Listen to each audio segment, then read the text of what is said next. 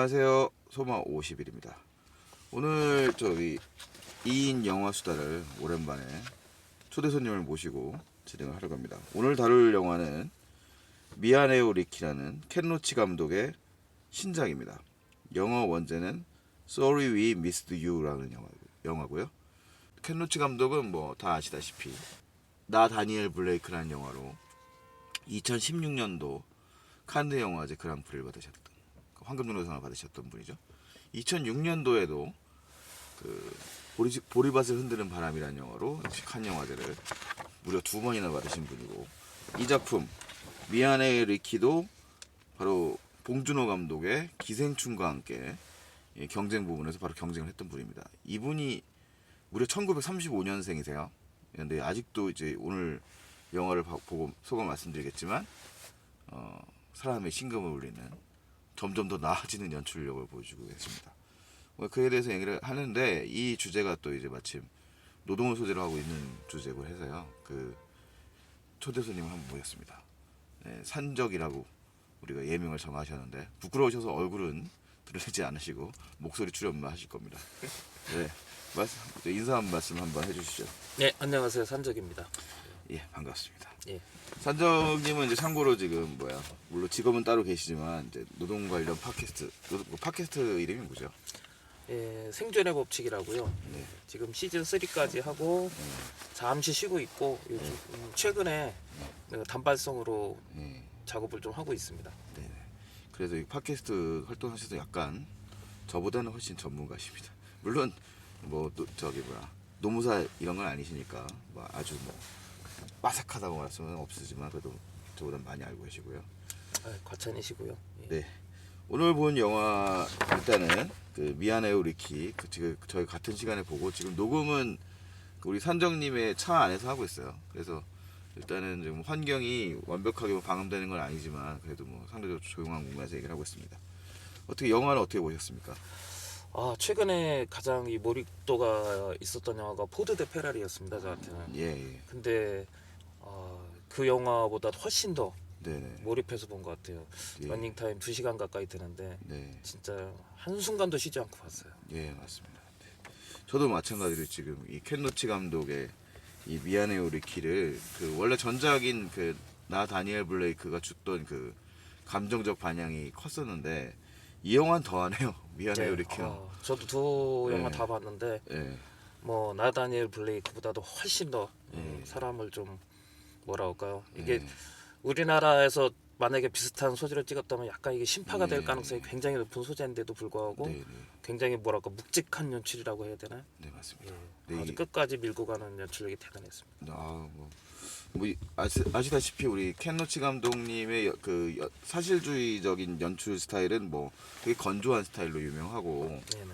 그 다음에 이제 이 아마추어 배우들을 주로 배우로 캐스팅해서 감정적인 것들을 이제 이렇게 크게 드러나지 않는 건데, 이상하게 또 이 영화를 보면서도 배우들이 특별하게 연기를 세게 한다 이렇게 좀 그런 게 전혀 없겠죠. 네네. 없는데 불구하고 대단히 감정적 고양이 많이 일어나는 영화였습니다. 왜 그렇다고 생각하시나요? 너무 현실적인 이야기를 다루고 있어서 네. 사실 이게 영국의 이야기지만 네. 한국 어느 가정에 갖다 놔도 전혀 어색하지 않을 만한 네. 그런 이야기더라고요. 그래서 더 우리 주변에서 아무 집이나 문 열고 들어가면 이런 집 한두 집 있을 것 같은 그런 느낌이 딱 들더라고요. 네. 그런 걸 아주 너무 리얼하게 보여줘서 그런 것이 아닐까 일단은. 네, 이게 또 요즘에 스포에 예민하신 분들이 많으셔서 이 미안해요 리키에 대한 줄거리를 다 얘기해 드릴 수는 없지만 기본 설정 정도는 말씀드릴 수 있을 것 같아요. 이 가정은 이제 영국에서는 뉴캐슬쯤 되는 지역인 것 같은데, 예. 그래서 이제 아까 이제 영화 장면 보면 뉴캐슬 유나이티드 팬하고 이 주인공 리키는 맨체스터 유나이티드 팬이거든요. 그거 재밌었어요. 그래서 그 장면에서 보면 이제 언쟁이 붙는 장면이 나오는데 그 뉴캐슬 팬이 우리 동네 동네 팀을 응원해야지 이런 말을 했었거든요. 맞아요. 예, 그래서 아마 뉴캐슬쯤 되는 것 같은데 자세히 제가 신호를 읽고 온 건 아니라서 추측하건데 그런 것 같고요. 그쯤 되는 동네에 사는 이제 한 가족이죠. 이렇게 아빠, 엄마, 그 다음에 이제 아들, 딸이 있는 집안인데 극히 평범한. 극히 평범하고 약간 이제 계급적으로 보면 이제 그러니까 중하류 계층이라고 그렇죠. 하죠. 근데 그렇다고 해서 뭐 농땡이를 피거나 이런 사람들이 아니라 성실히 살긴 하지만 맞습니다. 예, 월세를 내고 사는 그런 사람들이고, 그리고 어떻게 보면 우리 주변에서 가장 쉽게 접할 수 있는 노동자들이에요. 예, 맞아요. 예, 리키는 택배 노동자로 이제 원래는 이제 전직이 있었지만 택배 노동자로 일하게 됐고, 그다음에 이제 그의 부인인 이름이 뭐였죠? 애비. 애비는 간병인이시죠. 예, 맞아요. 예, 그래서 어떻게 보면 일상적으로 우리가 저희 되게 많이 접하는데, 그 이 영화를 보면 그 택배 노동자들의 삶이, 제가 알기로는 우리나라 택배 노동자들은 더 시간이 더 길고 네네. 더 오래 일하는 걸로 알고 있거든요. 근데 이분의 삶을 보면 삶의 패턴은 좀 비슷해 보이는 것 같아요. 이 리키 같은 경우 보면 뭐 자영업자라고 하는 이제 신분이고, 그 다음에 이제 이 택배를 일종의 보조를 하는데, 뭐 알다시피 이 말만 자영업자일 뿐이지 실제로는 완전히 노동에 묶여서 어쩔 수를 못하는, 그렇죠. 헤어나지 못하는 그런 삶을 살고 있죠. 저 쿠팡맨 생각나더라고요. 예. 그래서 쿠팡맨 뭐 진짜 엊그저께 정말 쿠팡에서 헤어드라이어 하나 주문했는데 아침에 새벽에 일어나서 문을 열었더니 딱 앞에 있더라고요. 저도 오늘 아침에 하나 받았거든요. 와, 진짜 그 시간에 그걸 하고 있는 분들은 어떻게 아무튼 뭐 이교대라고 하지만 예, 예. 야간 노동이라고 하는 게 정말 장난이 아닌데 그런 생각이 듭니다. 근데 뭐 이분은 영국 분이니까 퇴근이 여기 영화상에 얘기로는 매일 새벽 6시 반쯤 나가서 예, 14시간을 한다 그러니까. 한 9시쯤 나오는 것 같아요. 아까 대사에 보니까 그렇지. 거의 매일 9시에 나간다고. 예. 그 회사 한 7시쯤 들어가서 네. 9시 그러면 14시간 정도 되겠네요. 그죠. 한국에서는 어떻게 보면 노동시간 양으로는 비슷한 노동자들이 너무 많은데, 어쨌든 이분 영국인들이 봤을 때는 또 엄청난 노동 강도일 것 같고, 한국에서도 사실 엄청난 노동 강도죠 이거. 그 강도로 따지면 만만치 않을 것 같아요. 저 최근에 네. 택배 받을 게 있어서 네. 이제 우리 왜 중간에 체크를 하잖아요. 네. 체크하려고 눌렀더니만 네. 그 택배 기사분이 돌아다니는 경로가 딱 뜨더라고요. 그날 배달할 건수가 84건. 네. 그것이 이제 제가 있는 그 회사 그러게요. 주변만 도는데도 그렇더라고요. 그러니까 이게 정말 이게 달리 보게 됩니다. 이 영화는 이 가족이 주인공인데, 이 리키의 삶만 보여주는 게 아니라 다 모든 가족들, 내 가족의 삶을 다 따라가고 있는데, 이 삶이 이제 제가 느낀 건 그거였어요. 그러니까 이게 노동 강도가 얼마나 이 사람의 일상들을 파괴하는가, 뭐 이런 그런 장면들이 너무 많더라고요. 혹시 영화를 보시면서 좀 인상 깊은 장면이 있으셨나요? 어떤 부분에서?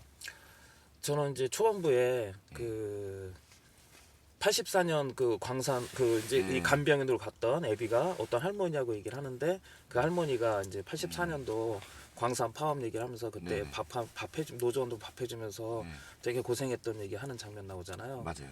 그게 그 우리가 기존에 봤던 빌리 엘리어트 때 바로 그 사건이죠. 그게. 그렇죠. 예. 대처 때. 예, 그 생각이 딱 나더라고요. 예.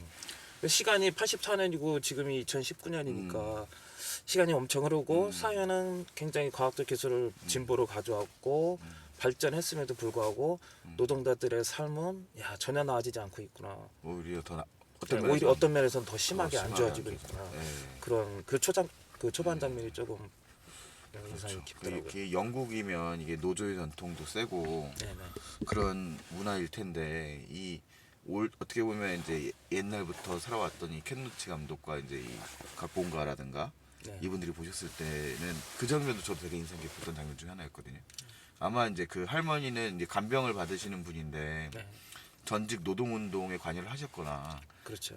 그랬던 분이었던 것 같아요. 이제 대처 시절에 광산 대파업 때 이제 그때 도와줬던 이제 그 기억들을 이제 얘기를 하시고 사진들을 보여주시면서 보여주시는데, 이 앱이라고 하는 분이 이제 자기 가족 사진만 가지고 오죠. 맞아요. 그러니까 이제 어떻게 보면은 연대라고 하는 감정도 옛날에 그 80년대의 그 과거에 이 노동자들이 느꼈던 감정도 훨씬 더 고립된 가정이라는 공간으로 대안되어 있고, 그렇게 볼 수 있겠네요. 또 이 영화에 보면 또 그 아들이 그래피티를 하는데 이 가족 사진을 상징적으로 X표로 치는 장면도 나오죠. 맞아요. 나중에 이제 네네.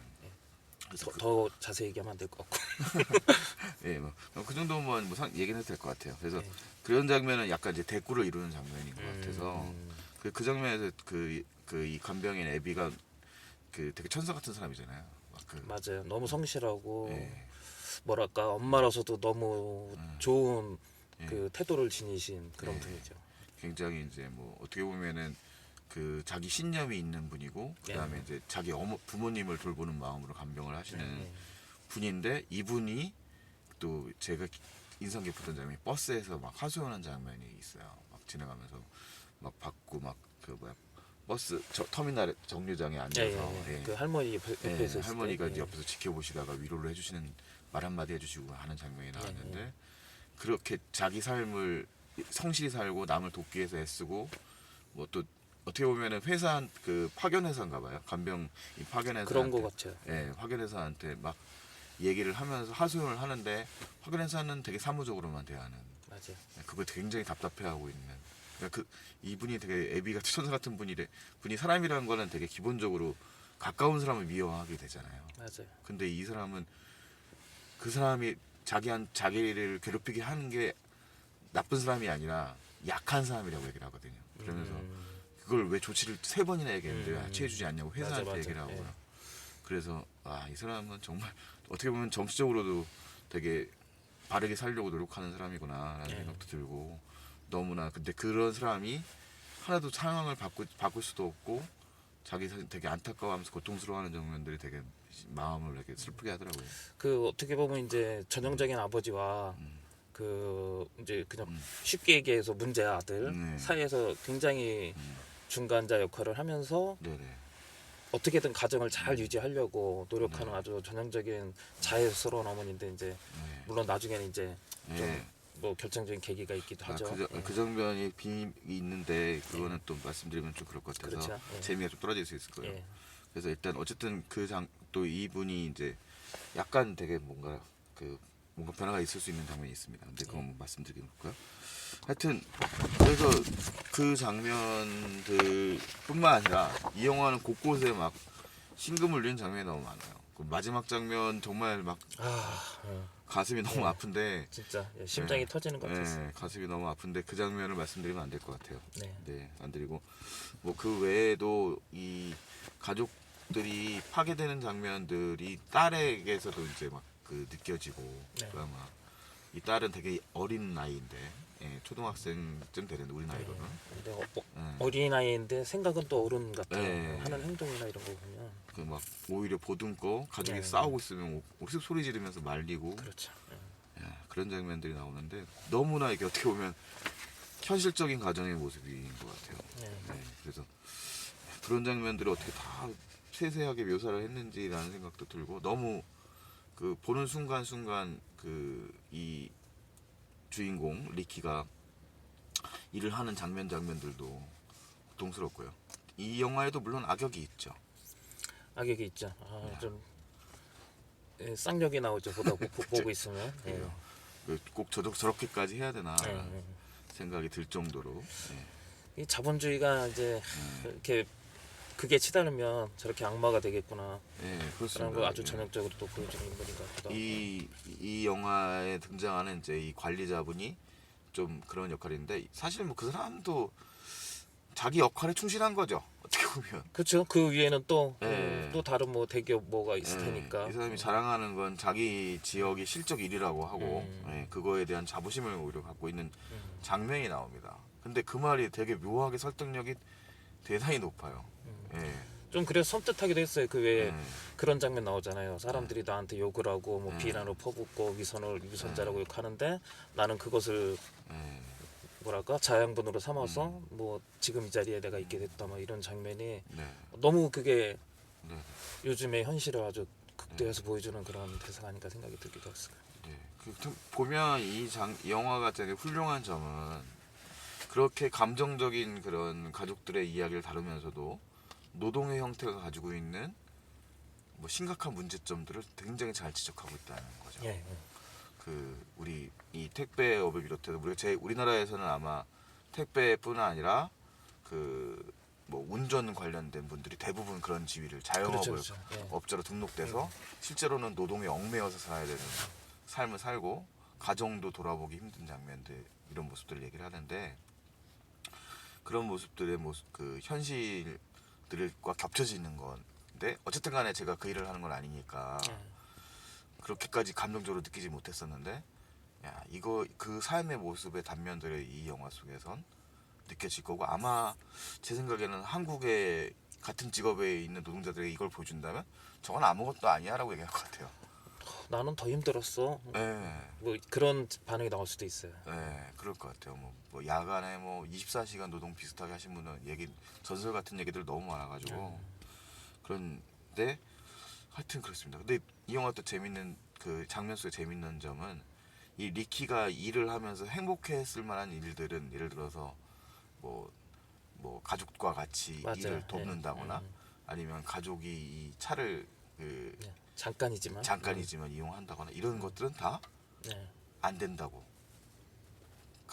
그러더라고요. 맞아, 그죠. 네, 그 관리자 입을 통해서 네, 얘기하죠. 관리자의 토에서 이건 뭐 방침이 그렇다고. 그러니까 음. 되게 웃기는 게 뭐냐면 이 영화에서 리키는 정말 돈이 없는 사람인데 그 뭐야 차를 빌려서 렌트해가지고 사업을 하면 렌트비가 아까우니까 자기 차를 주고 사죠.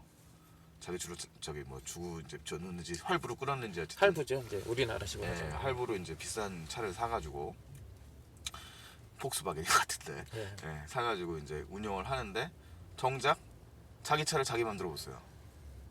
가족도 못 태우고. 가족도 못 태우고 이게 뭐 왜 자영업자라고 주장하면서 그렇게 얘기를 하는 건지 이 우리 그런 장면들이 되게 모순 이 현재 노동에서의 되게 모순 같은 느낌이었거든요. 예. 우리나라에 너무너무 많아서요. 뭐. 네. 그럼 요즘엔 또 무슨 플랫폼 노동이라고 그래서 새로운 형태의 노동들이 많이 생겨나는데 네, 예, 그런 거로 그러니까 이런 새로운 노동 이런 새로운 모습의 이런 노동 현장들이 사람들의 삶을 얼마나 갉아먹나 네. 이런 걸 보여주는 그런 네. 의도가 있는 게 아닌가 이런 생각이 들기도 혹시 하고. 뭐 이렇게 겹쳐지는 뭐 현실에서의 사례 같은 건 좀 떠오르시는 게 있으신가요? 뭐 이제 아까 쿠팡맨 이제 퍼뜩 떠올랐고요. 네. 그런 일이 있었어요. 제가 네, 그 쿠팡맨 얘기를 페북에다 잠깐 썼더니만 네, 뭐 일요일 날도 배송하고 막 그러잖아요. 야간에도 네네. 배송하고 그래서 아 이러면 안 된다. 쿠팡맨에게도 실 순간이 필요하다 그랬더니 거기다 이제 지인이 댓글을 달았더라고요. 네, 쿠팡맨은 낮에 일하는 팀이 있고 밤에 일하는 팀이 있다. 그러니까 내가 그걸 몰라서 하는 게 아니라 밤에 일하는 팀은 없어져야 된다 이런 그렇죠. 의미로 얘기를 했던 건데 네. 그러니까 사람들이 이제 뭐 기본적으로는 다 택배 빨리 받고 싶어하고 이러니까 그렇죠. 그런 걸 이제 서비스의 의미로 뭐 긍정적으로 받아들이고 이러는 그 순간들이 있는데 이제 그것이 사실은 우리 삶을 굉장히 고달프게 만든다는 걸 잘 모르는 것 같기도 하고 그런 생각이 들더라고요. 맞습니다. 그래서 뭐 아까 이제 플랫폼 노동 같은 경우도 이 배달 노동자들이 이제 그 일종의 외주를 타고 수수료를 이제 내는 형태의 노동을 하면서 네. 일을 하지만 누군가가 이제 중간에서 뭔가 우리가 뭐 잘 알고 있는 뭐 배달 앱들도 대부분 그런 그렇죠. 예.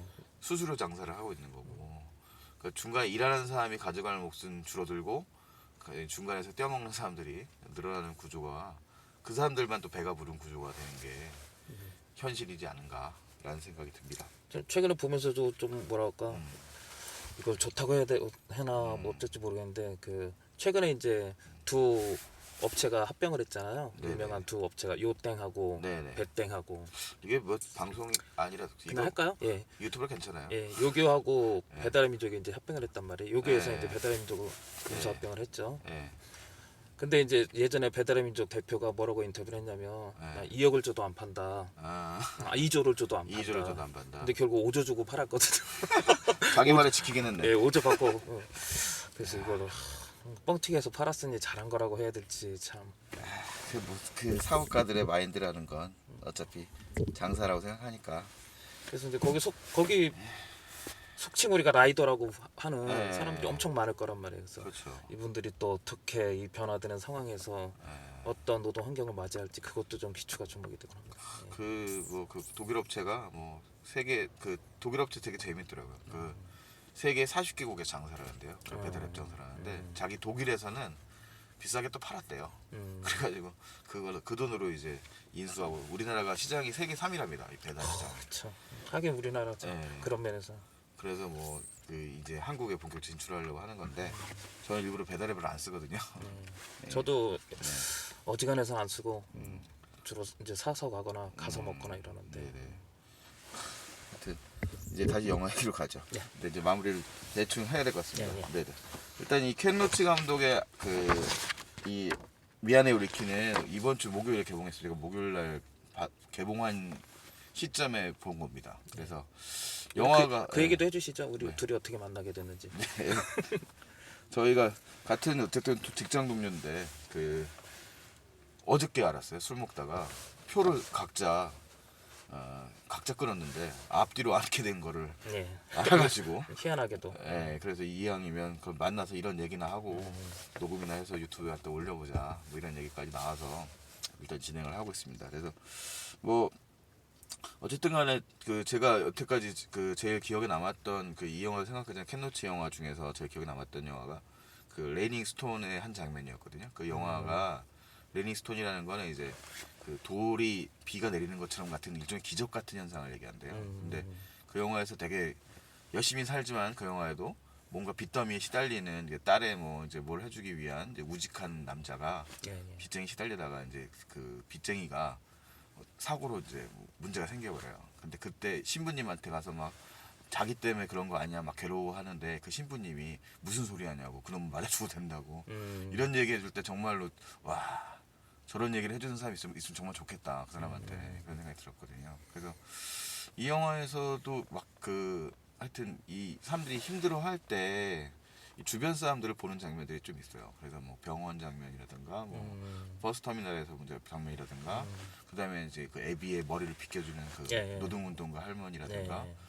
결국은 이제 켄 로치 감독이 얘기하는 거는 우리는 같이 살아야 되고 같이 연대를 해야 된다 이런 얘기들을 그 장면 속에 슥슥 보여주는 것 네, 같아요. 맞습니다. 저도 비슷한 네. 생각했고요. 만약에 우리나라에서 버스 정류장에서 네. 한 사람이 그렇게 전화 통화를 하고 있었으면 아 저런 할머니 그 옆에 있던 할머니처럼 그런 반응을 보여줬을까? 좀, 네. 좀 부끄러운 자화상 네. 생각이 나기도 하고.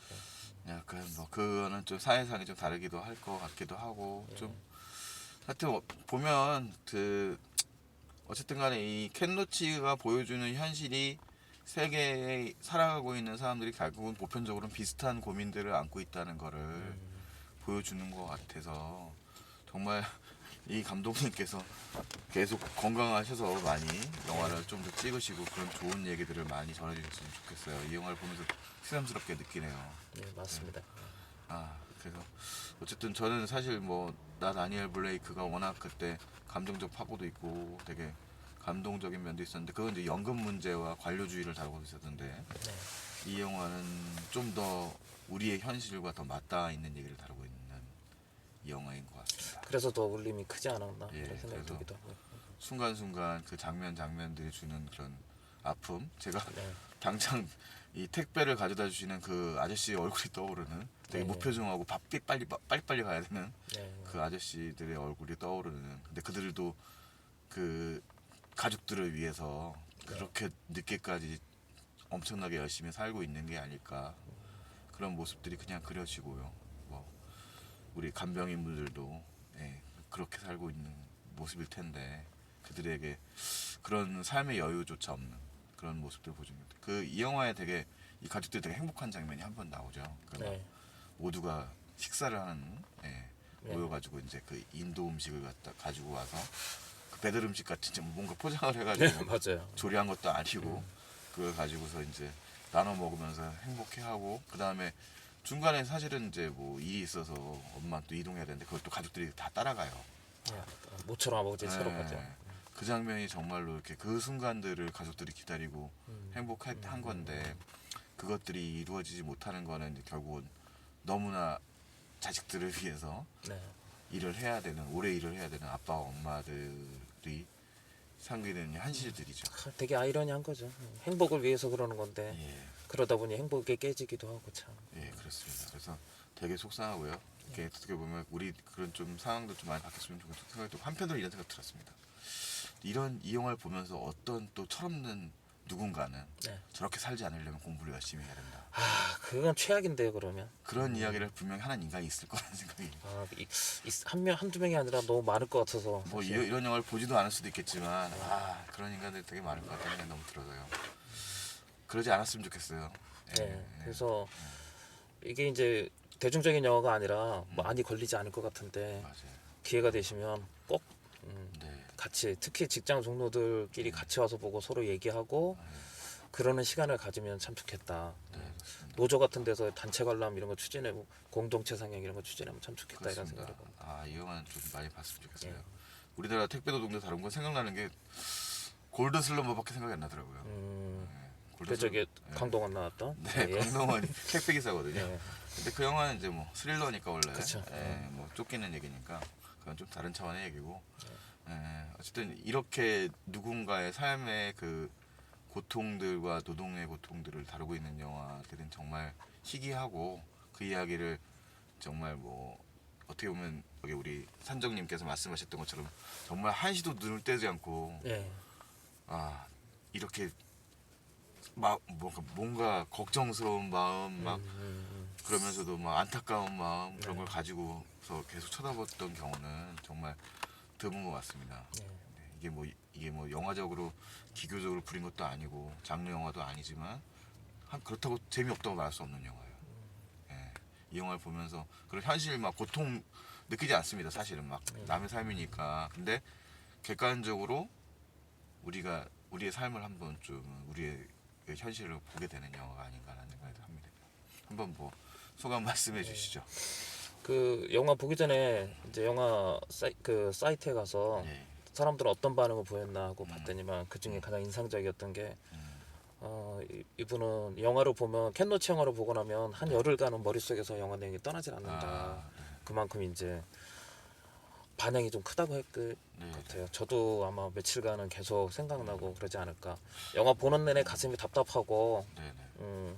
안쓰럽고 이런 생각이 들지만 그래서 꼭 한번 보시라고 네. 권해드리고 싶은 그런 그래서 영화. 영화 자체가 뭐 어려운 영화는 예, 아니니까요. 재미가 있어요. 그리고 또 예. 보는 재미가. 그것도 이렇게 약간 그 흐뭇한 장면들도 나옵니다. 예. 그러니까 막 그렇게 막 힘들게 살고 있는데 또 그 숨결 같은 이런 삶이 이게 인간의 삶이란 게 늘 괴롭기만 하진 않으니까 그래서 그런 장면들에서 또 약간 숨 돌릴 틈도 있고 그리고 그런 모습들 우리가 체감한 그 결코 뭐 예술 영화적으로 무슨 뭔가 어렵고 이런 영화도 아니기 때문에 많이들 좀 보시고 많은 이야기를 나눌 만한 이게 이 영화를 보고 나면 우리의 현실에 대해서 또 같이 어쩔 수 없이 얘기할 수밖에 없을 것 같아요. 그래서 그때 아까 소마님이 얘기하신 것처럼 이렇게 살지 않으려면 열심히 해야 돼 이런 얘기는 하지 말고 좀 제발 좀 네. 제발 좀 안 그랬으면 좋겠어요. 그래서 가족이 보고 여기 전형적인 가족이잖아요. 네. 아마도 초등학생으로 예상되는 딸과 고등학생 아들과 맞벌이하는 엄마 아빠. 네, 맞습니다. 그래서 뭐 그렇습니다. 우리가 송곳에서도 뭐 송곳이라는 드라마 이제 최규석 씨의 웹툰에서도 얘기를 하지만 우리가 노동운동이라 하는 사람들 노동이라고 하는 것은 운동을 하는 사람들 돕는 사람들은 뭐 착하기만 하는 사람도 아니고 뭐라고 해야 될까 뭔가 희생만 당하는 사람도 아니지만 우리가 구체적 인간의 현실을 가지고 이해하고 도와야 된다고 하는 했던 것처럼 이 영화 속의 주인공인 리키도 완벽한 사람은 아닙니다. 그렇죠. 완벽한 사람은 아니지만 이 사람이 그렇게 고통받아야 될 이유도 없는 것 같아요. 그래서 그런 이의 모습을 보시고 우리가 좀 많은 생각들을 할 수 있는 영화 꼭 시간이 나실 때 시간 좀 쪼개서 많이 보셨으면 좋겠어요. 미안해요 리키입니다. 네. 그러면 이제 우리 마지막 인사를 하고 아까 인사한다 그랬는데 한때 같은데 제대로 안 한 것 같으니까 마무리하고 가죠 저희도. 예, 우연치 않게 만나서 좋은 영화 함께 보니까 왜 좋은 거 같이 하면 더 즐겁잖아요. 그렇죠. 예, 좋은 영화 같이 보고 또 이렇게 수다도 떨어서 수다 떨면서 또 영화를 한 번 더 곱씹어봐서 좋은 시간이었습니다. 다음에도 또 우연히 또 같이 표를 끊게 되면 그때도 한번 언젠가 그렇게 될까요? 예. 어쨌든 뭐 하여튼 저도 되게 이런 얘기 길게 나눠서 좋은 시간이고요. 다음에 또 좋은 기회가 닿으면 다시 한번 또 얘기할 수 있었으면 좋겠습니다. 그러면 다음 리뷰에서 다시 만나도록 하죠. 안녕히 계십시오. 감사합니다. 네. Pleased to say hello to my friends in Korea, and I hope you're going to see a new film, which is called Sorry We Missed You. My name's Ken Loach, and I've worked with writer Paul Laverty, producer Rebecca O'Brien on the film I, Daniel Blake. This film is about a family where the father is working as a driver for a delivery company, and the mother is a care worker. What's remarkable about their jobs is that they are insecure workers. We call it the gig economy, and I think it is worldwide, where workers no longer have set contracts of a certain number of hours for a certain wage, but where they can be told at the last minute they're working and whether they will get paid or not. And this is very hard, as we all know, for people to bring up their families and to plan their lives. So I hope the film connects with audiences in Korea. Good wishes to all our friends in Korea. This decides who lives and who dies, because I keep this happy. Let's go!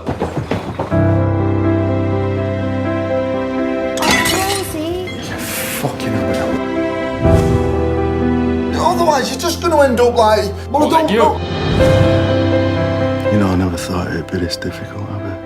I'm telling you now, how'd you get away with this? Call my family. Thanks for the great day.